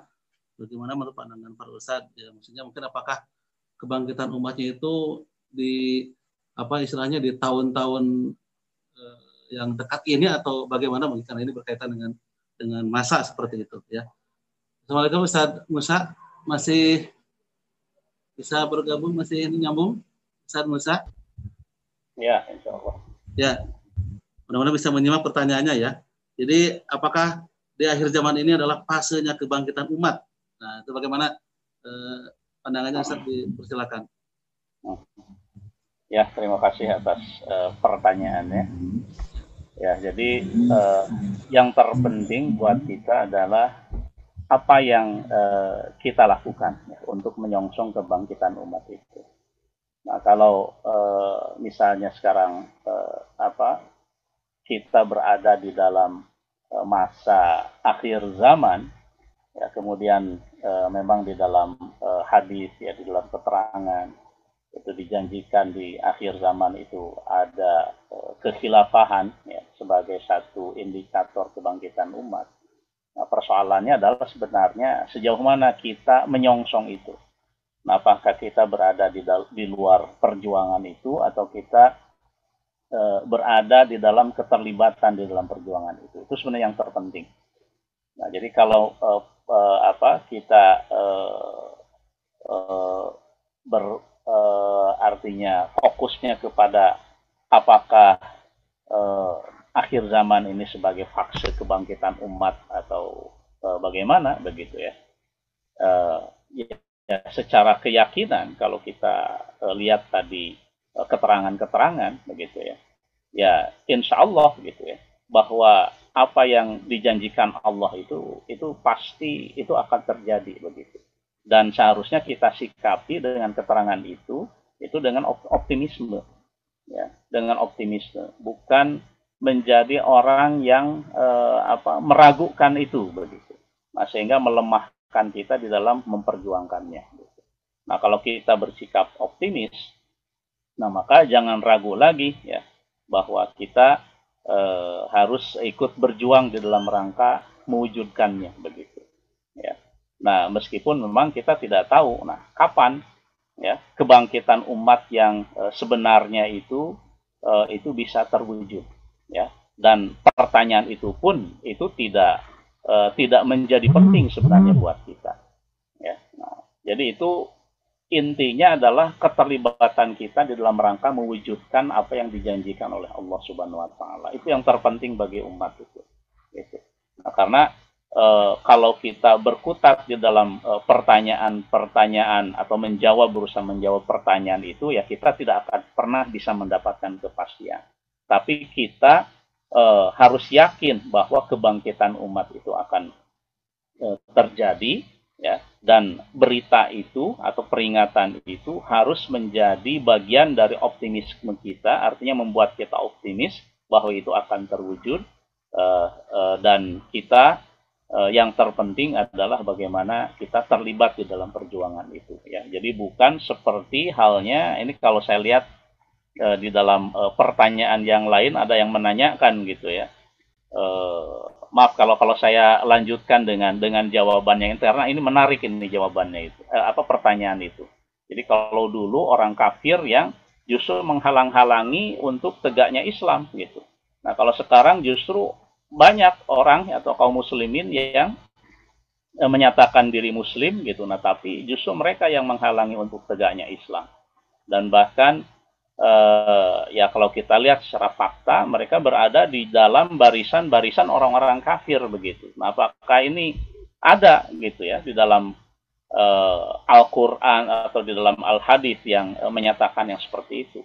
Nah, justru kalau kita lihat surat Al-Baqarah di ayat-ayat awal itu sudah dinyatakan itu ada 3 kategori manusia. Yang pertama adalah orang yang beriman. Di awal-awal itu Allah menyebutkan atau menjelaskan ciri-ciri orang yang beriman, ya. Kemudian berikutnya Allah menyatakan atau memberitahu bagaimana ciri-ciri orang kafir, ya. Nah, orang-orang kafir ini diberi peringatan ataupun tidak, tetap mereka tidak beriman, ya. Jadi hati mereka itu sudah tertutup. Nah, berikutnya kemudian Allah menjelaskan, wa minan nasi may yaqulu amanna billahi wa bil yaumil akhir wa ma hum bimumin, ya. Nah, ini yang orang munafik ini, ya. Di antara manusia itu ada mereka yang mengatakan saya beriman, kami beriman kepada Allah dan kepada yaumil akhir, padahal sebenarnya mereka tidak beriman, ya. Dan bahkan kemudian di dalam ayat yang berikutnya disebutkan wa idza qalau ila syayatinihim qalu inna ma'akum innama nahnu mustahzi'un. Jadi di dalam ayat yang berikutnya dijelaskan bahwa orang munafik itu seperti itu, yaitu bahwa ketika mereka kembali kepada setan-setan mereka, kelompok mereka, ya, kelompok yang yang sesungguhnya begitu, ya. Sebenarnya mereka kafir. Nah, mereka menyatakan mereka hanya mengolok-olok saja ketika mereka mengatakan beriman di hadapan kaum muslimin begitu. Nah, jadi sebenarnya ini, ya, kategori orang ini, ya, kategori manusia di dalam persoalan akidah ini sudah diperingatkan, artinya sudah sejak dulu ini ada begitu, ya. Nah, jadi suatu hal yang wajar ketika kemudian pada saat ini, ya, banyak orang-orang yang mengaku beriman tapi ternyata mereka menghalang-halangi kaum muslimin di dalam upaya untuk mewujudkan Islam gitu, termasuk untuk menegakkan khilafah ini. Nah, kita bisa lihat sekarang, ya, alhamdulillah, ya, pada sisi yang lain kasus-kasus seperti penolakan, ya, terhadap RUU HIP ini atau kasus RUU HIP, ya. Nah, itu kita bisa lihat gitu, mana kelompok-kelompok yang munafik, mana kelompok-kelompok yang betul-betul, ya, ingin memperjuangkan syariat Islam atas dasar kesadaran gitu, ya. Nah, karena ada juga memang orang yang ingin mewujudkan sebagaimana yang disurahkan oleh kaum muslimin itu bukan atas dasar kesadaran tapi atas dasar kemaslahatan. Nah, tapi dari situ memang kita bisa lihat, ya, kelompok-kelompok itu senantiasa ada, ya, di panggung kehidupan manusia, ya. Nah, yang terpenting adalah kita jangan sampai terjerumus ke dalam kelompok-kelompok mereka. Kita berusaha untuk menjadi orang yang beriman dan senantiasa berada di dalam rel perjuangan yang benar. Nah, saya kira begitu. Terima kasih. Musa ya. Terima kasih Ustaz Musa atas jawabannya.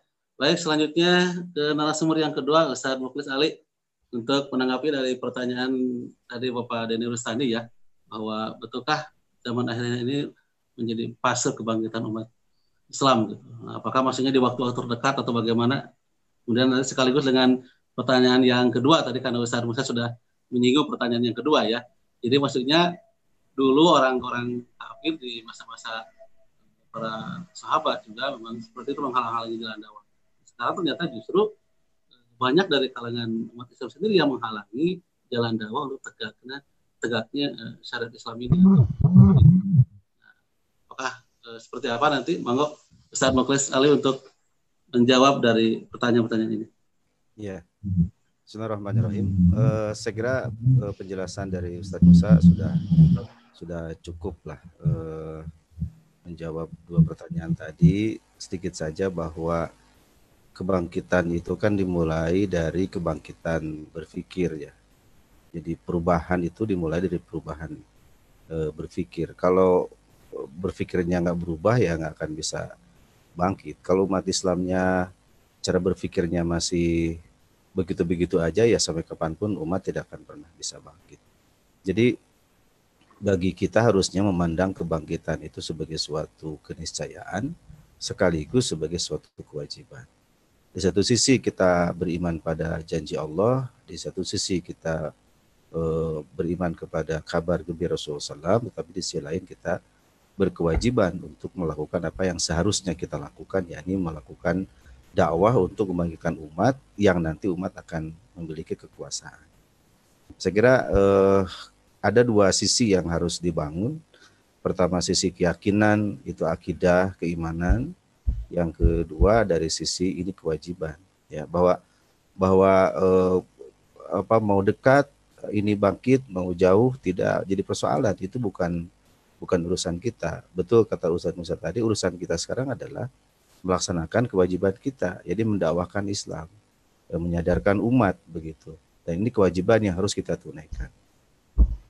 Kemudian yang kedua tadi berkaitan dengan penghalang-penghalang dakwah, ya tentu karena situasi di masa Islam yang ada saat itu kan orang-orang kafir.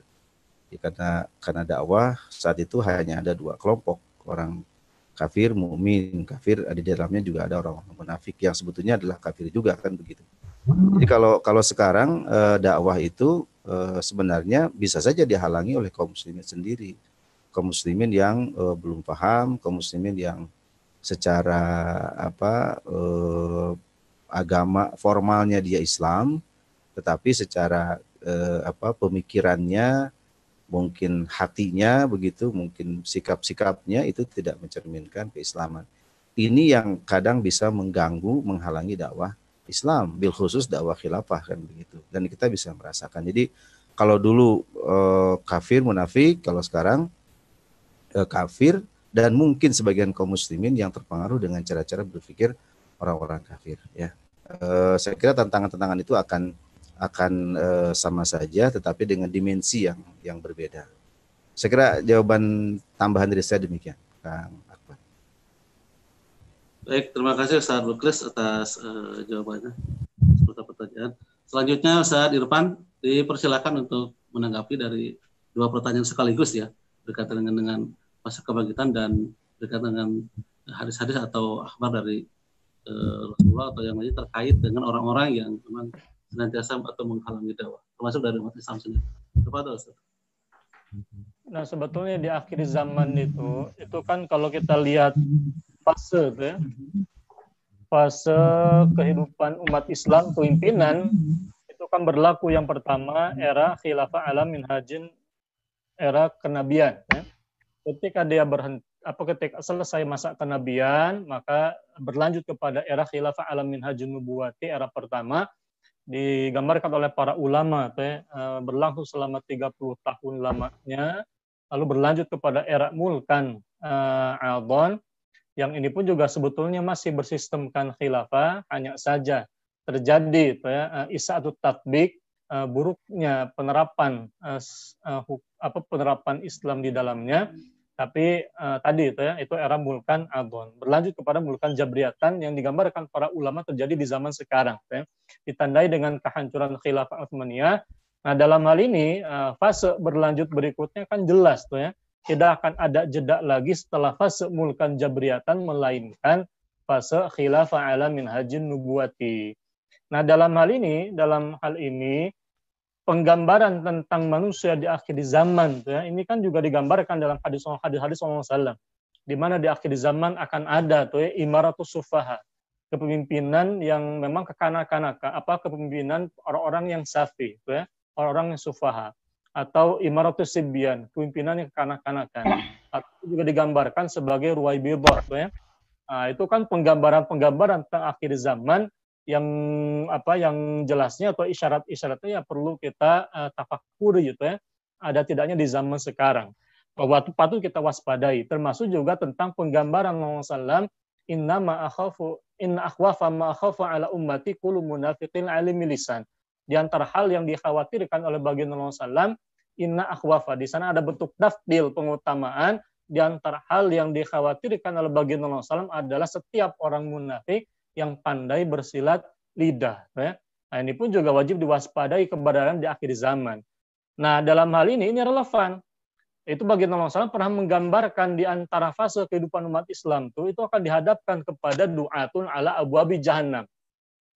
Para da'i itu ya, mereka yang hidup di masa ketika katakanlah tuh ya, ketika sahabat Uzaifah bertanya bagaimana ketika tidak ada al-imam, maka tinggalkan kelompok-kelompok tersebut seluruhnya. Nah, ini kan di dalam hadis akhir zaman itu digambarkan ya. Manusia bertanya tentang kebaikan, sedangkan sahabat Uzaifah bertanya tentang keburukan. Di antara keburukan tersebut adalah du'atun ala abwabi jahannam, orang-orang yang menyeru kepada pintu-pintu jahannam. Lafal abwab diungkapkan dalam bentuk jamak. Artinya menggambarkan banyak hal yang bisa menyebabkan manusia masuk ke dalam jahanam dari apa yang diserukan oleh orang-orang ini. Nah, lafal du'atun itu jelasnya umum. Tapi ada disifati dengan apa? Mereka-mereka yang beraktivitas dengan aktivitas menyeru umat kepada hal-hal yang bertentangan dengan akidah dan syariat Islam. Karena di sana mengandung bentuk majas mursal kiasan yang disebutkan adalah akibatnya masuk jahanam, tapi yang dimaksudkan sebetulnya adalah sebab-sebabnya. Ini berbagai keyakinan jahiliyah, termasuk juga amalan-amalan jahiliyah yang diserukan oleh mereka. Nah, ini pun juga wajib diwaspadai. Nah, sahabat bertanya, bagaimana apa yang perlu kami lakukan? Rasulullah SAW menggambarkan talzam. Jadi berpegang teguhlah engkau kepada siapa? Kepada al-jamaah, kepada al-khilafah dan imamnya dan khalifah. Lalu bagaimana ketika tidak ada? Ketika Rasulullah mengatakan talzamu jama'at al-muslimin wa imamahu. Bagaimana kalau tidak ada? Nah, Rasulullah menggambarkan fa'tazil tilkal firaq kullaha, tinggalkan kelompok-kelompok tersebut seluruhnya, yakni mereka-mereka yang menyuruh kepada pintu-pintu jahanam tersebut. Nah, yang perlu diwaspadai adalah ini kita khawatir ya.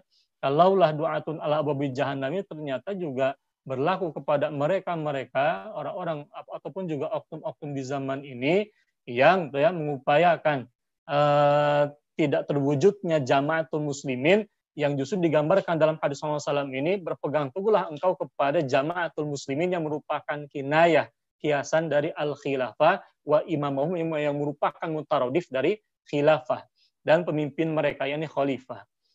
Nah, dalam hal ini kan Rasulullah menggambarkan pentingnya eksistensi kekhilafahan. Ketika tidak ada dan muncul orang-orang yang menyerukan kepada hal-hal yang bertentangan dengan akidah dan syariat Islam, nah, Rasulullah tadi mengingatkan ini pentingnya adanya eksistensi al-khilafah. Ketika tidak ada, tinggalkan kelompok-kelompok tersebut. Nah, dalam kurung kita mengupayakan adanya jamaatul muslimin dan khalifah itu sendiri. Kenapa jawaban Rasulullah SAW tinggalkan kelompok-kelompok du'atun ala abwabi jahannam digambarkan dalam hadis ini? Karena konteks pembahasan hadis ini berbicara tentang fitnah akhir zaman itu sendiri, di mana digambarkan, disyaratkan seakan-akan akan muncul fase di mana tidak ada kekhilafahan, tapi muncul tadi kelompok-kelompok ataupun juga orang-orang yang menyeru kepada pintu-pintu jahanam. Dan Rasulullah SAW merintahkan tinggalkan kelompok-kelompok tersebut.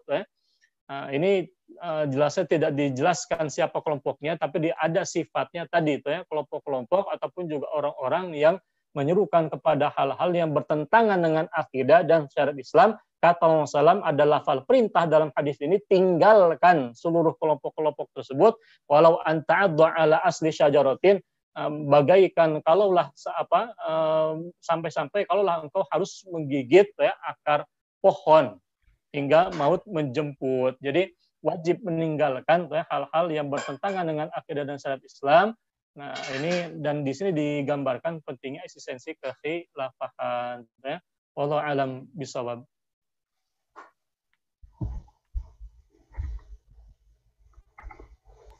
Terima kasih Ustaz Irfan atas tanggapan jawaban dari beberapa pertanyaan, dan ini memang ada pertanyaan-pertanyaan yang memang mirip-mirip ya, sehingga tadi sudah dikupas oleh ketiga narasumber, jadi saling keterkaitan gitu ya. Jadi kalau tadi dari seluruh pemateri menyampaikan bahwa kita sudah tidak boleh ada ragu lagi bahwa kebangkitan itu sebuah keniscayaan seperti itu. Sehingga kita apakah kita mau menjadi orang yang akan melakukan perubahan di dalam kebangkitan atau tidak. Dan apa itu adalah janji Allah dan juga Rasulullah, dan kita harus meyakininya. Tidak boleh ada lagi keraguan atau hal yang lainnya. Dan ini memang tugas kita untuk menyampaikan dakwah kepada umat Islam semuanya seperti itu. Baik pemirsa Majelis Baitul Ummah TV yang dirahmati Allah, terima kasih atas segala pertanyaan-pertanyaan juga masukan-masukan di dalam kajian online malam ini, dan waktu sudah menunjukkan pukul 21.30. Makanya dipersilakan untuk Ustaz Muklis Salim untuk menyampaikan closing statement ya, atau sedikit kesimpulan terkait dengan kajian online malam kita hari ini. Kepada Ustaz Muklis. Ya, baik kaum muslimin, pemirsa dan seluruh yang hadir di forum kita malam hari ini, bahwa dakwah itu adalah bagian yang tidak bisa dipisahkan dari keimanan kita terhadap janji Allah di masa depan, yakni tegaknya kembali kekuasaan Islam dalam wujud khilafah Islamiyah. Dakwah inilah yang akan menyongsong hadirnya fase itu, fase summa takunu khilafah ala minhajin nubuwah, seperti yang tadi disampaikan oleh Ustaz Irfan. Dan kita tentu ingin menjadi bagian dari yang menegakkan itu atau menyongsong kebangkitan dan tegaknya kembali Islam itu. Dan inilah sebenarnya yang harus senantiasa menginspirasi kita, bahkan terus mendorong optimisme kita untuk terus berjuang. Di tengah-tengah pertarungan ideologi yang ada, kita harus yakin bahwa hanya Islam yang akan menjadi ideologi alternatif, satu-satunya alternatif ideologi yang bisa menyelamatkan manusia. Di tengah-tengah ketidakmampuan kapitalisme dan sosialisme komunisme, maka Islam hadir, dan yang menghadirkan adalah kita, para pejuang dakwah yang optimis, yang beriman dan yakin atas janji Allah dan kabar gembira Rasulullah SAW kepada kita sekalian. Maka mengakhiri zaman ini adalah dengan tegaknya Islam, dan tegaknya Islam ini adalah dengan dakwah kita semuanya yang optimis akan janji Allah dan kabar gembira di Rasulullah SAW. Demikian barangkali akhwat. Terima kasih. Assalamualaikum warahmatullahi wabarakatuh. Iya, terima kasih Ustaz Muklis yang telah menyampaikan kesimpulannya ya. Saat Musa barangkali sekitar beberapa detik atau 1 menit untuk menyampaikan closing statement-nya. Insyaallah. Ya, nanti sekalian ini ya, closing statement saya sekalian menjawab secara ringkas pertanyaan ini yang tersisa. Tapi yang pertama adalah bahwa insya Allah ya, secara normatif kita sudah dijanjikan oleh Allah ya tentang kebangkitan itu. Kemudian juga secara realita bahwa tegaknya syariah Islam secara kafah dengan tegaknya khilafah, nah itu merupakan kenyataan sejarah dan pasti akan terwujud kembali. Kemudian yang berikutnya bahwa di dalam rangka mewujudkan itu ya perlu ada keterlibatan ya segenap kaum muslimin untuk mewujudkannya gitu. Nah, meskipun memang tantangannya banyak ya, tantangannya terutama dari orang-orang munafik, ya, kemudian orang yang jahil, yang bodoh, gitu ya, dan kemudian orang-orang yang pragmatis, begitu. Nah, pragmatis dalam pengertian mereka merasa nyaman dengan solusi-solusi Islam yang sifatnya tidak menjangkau masa depan, tapi hanya menjangkau apa yang mereka bisa lakukan pada saat itu dan untuk kepentingan saat itu. Nah, seringkali ini yang pragmatis ini juga itu menjadi hambatan ya bagi kita untuk melaksanakan atau mengajak mereka ya bersama-sama untuk mewujudkan tegaknya Islam secara kafah begitu. Nah, tapi apapun kondisi mereka itu, siapapun mereka itu bukan musuh kita begitu. Musuh kita tetap orang kafir. Nah, bahkan terhadap orang kafir kita tugasnya bukan untuk membunuh mereka, tapi mendakwah mereka. Nah, apalagi kepada orang-orang yang sesama Muslim yang dengan berbagai kondisi internal yang beragam tadi. Nah, itu harus kita dakwahi juga. Nah, apalagi mereka orang yang Muslim itu sudah memiliki modal keislaman, modal syuur Islam yang ada pada diri mereka, yang tidak bisa kita berhenti untuk berdakwah kepada mereka, dan mungkin mereka juga bisa memberikan saling menasehati ya di antara kita dalam rangka memperjuangkan jalan menuju khilafah ini begitu. Nah, jadi tantangan itu akan senantiasa ada begitu ya. Nah, jadi bahwa hambatan-hambatan yang terjadi itu adalah hal yang biasa ya, muncul dari karena ketidaktahuan ya, kemudian juga pragmatisme gitu. Nah, atau ada kepentingan-kepentingan yang lain atau asobiah begitu. Nah, kita tinggal mengingatkan saja dan saling mengingatkan juga. Kadang keburukan itu juga ada ya pada diri kita sendiri begitu ya. Yang memerlukan nasihat dari orang lain. Saya kira terima kasih. Terima kasih. Assalamualaikum. Baik, terima kasih Ustaz Musa. Lanjut saja langsung ke Ustaz Irfan, dipersilakan. Di dalam firman Allah Subhanahu wa taala tadi, wa'adallahu alladzina amanu minkum wa 'amilus shalihat, itu kan jelasnya janji Allah diberikan kepada orang yang beriman dan beramal salih. Artinya ini janji yang memang diberikan kepada orang-orang yang khusus tuh ya. Orang-orang yang memiliki sifat yang pertama al-iman, memeluk akidah Islam, yang kedua memiliki sifatil amal, tuh ya, artinya beramal salih. Nah, pertanyaannya iman dan amal salih seperti apa? Nah, dalam hal ini itu kan baginda Muhammad SAW sendiri kan menggambarkan bagaimana tuh ya, upaya untuk menegakkan Islam di muka bumi itu dengan melakukan tuh ya, dengan membentuk tuh ya, para pejuang dakwah. Itu terus dilakukan. Nah, itu yang perlu terus kita lakukan tuh ya, mengkader generasi mereka yang paham Islam. Kenapa? Karena kata Umar bin Al-Khattab pun juga beliau menasihati, innamatun qadu ural islami urwatan idza nasha fil islami man lam ya'rif al-jahiliyata. Semata-mata sesungguhnya tuh yang namanya tidaklah terurai ikatan demi ikatan Islam. Yang pertama terurai apa? Urusan al-hukmu, pemerintahan. Itu akan terurai pertama kali. Itu terurai ikatan Islam semata-mata karena apa? Karena ada di tengah-tengah umat Islam yang tidak mengenal perkara-perkara al-jahiliyah yang bertentangan dengan akidah dan syariat Islam. Di sinilah letaknya peranan penting ya, para ulama mengkader, para dai mengkader ya, umat, mengkader para kader dakwah untuk bergerak bersama-sama membina umat, meluruskan pemahaman-pemahaman yang keliru yang bertentangan dengan akidah Islam, yang bertentangan dengan syariat Islam, termasuk berbagai macam khurafat, hoax tuh ya, di balik isu-isu yang menjatuhkan ajaran Islam khilafah dari marwah umat.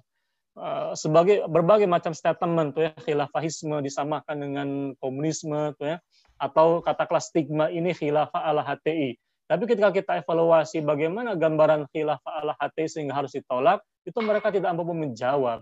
Karena memang berbagai macam isu-isu model begitu itu dimunculkan itu tanpa dasar argumentasi apapun ya. Tapi kan jelasnya wajib kita luruskan, wajib kita evaluasi, kita luruskan ya. Kita fahamkan umat terhadap akidah dan syariat. Nah, di antaranya berbicara tentang babul khilafat itu sendiri. diungkap berbagai macam potensi-potensi bahaya yang akan menimpa kaum muslimin. Ini di antara tugasnya para ulama, dai dan umat kaum muslimin ya, berbahu-membahu untuk membangun ya, menuju era sebagaimana baginda Rasul membangun nabdi kama kanat awailuna tabni wa naf'alu mithla ma fa'alu. Bahwasanya kita akan membangun sebagaimana generasi pendahulu kami membangun. Dan kita pun juga harus berbuat sebagaimana mereka telah berbuat. Nah, ini kan ada sunnahnya. Ini yang sedang kita upayakan. Ini diantara upaya membela sunnah baginda Rasul dalam bab al-imamah, diantaranya bab al-khilafah. Terakhir, man ahya sunnati faqad ahabbani wa man ahabbani kana ma'i fil jannati. Siapa saja yang mencintai sunnahku, maka siapa saja yang menghidupkan sunnahku, maka sungguh dia telah mencintai diriku.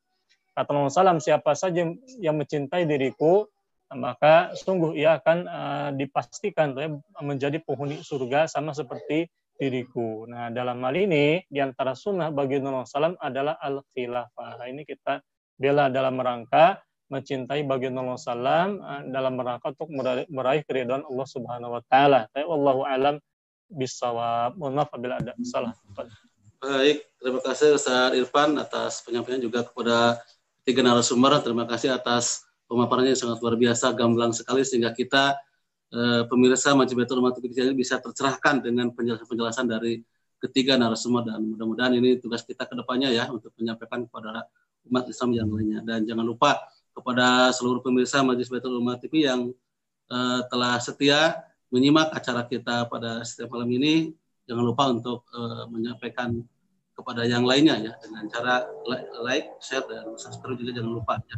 Mudah-mudahan kedepannya yang menyimak acara ini semakin banyak. Dan juga kami ingatkan juga kepada seluruh pemirsa Majelis Baitul Ummah yang dirahmati Allah bahwa kegiatan yang dilaksanakan oleh Majelis Baitul Ummah TV ini dalam satu minggu ada 3 kali. Yang pertama di malam Selasa ya, itu ada kajian remaja dan pemuda. Senin malam Selasa itu ada kajian remaja dan pemuda. Kemudian malam Kamis ya, seperti yang sekarang kita ini, itu kajian tafsir balaghah dan yang lainnya ideologi. Juga malam Sabtu ya, itu ada kajian tentang politik Islam. Jadi nanti para pemirsa yang sudah setia, yang sudah biasa hadir juga nanti untuk menyampaikan kepada yang lainnya. Kepada seluruh narasumber, terima kasih atas perhatian dan kebersamaannya bersama kami di sini. Mudah-mudahan kita terus ya Allah dipertemukan terus meskipun dalam masih kondisi seperti ini, dan semoga kita sehat selalu. Juga para narasumber tetap sehat, bisa bersama-sama dengan kami di Majelis Baitul Ummah ini ya. Dan segala seluruh pemirsa tidak lupa kami doakan semoga para pemirsa sehat selalu dan dimudahkan segala urusannya. Baik pemirsa Majelis Baitul Ummah yang dirahmati Allah, karena waktu sudah menunjukkan pukul 21.38 ya. Mohon maaf atas kelebihan waktunya. Demikian untuk acara kajian pada malam kita hari ini. Saya sebagai pembawa acara mohon maaf atas segala kekurangan dan kegelapan. Sekali lagi terima kasih kepada seluruh pemirsa yang telah menyimak, juga menyampaikan pertanyaan, juga masukan untuk kami semua. Demikian, kurang lebihnya mohon maaf. Allahumma fiqil aqwamit thariq. Wassalamualaikum warahmatullahi wabarakatuh.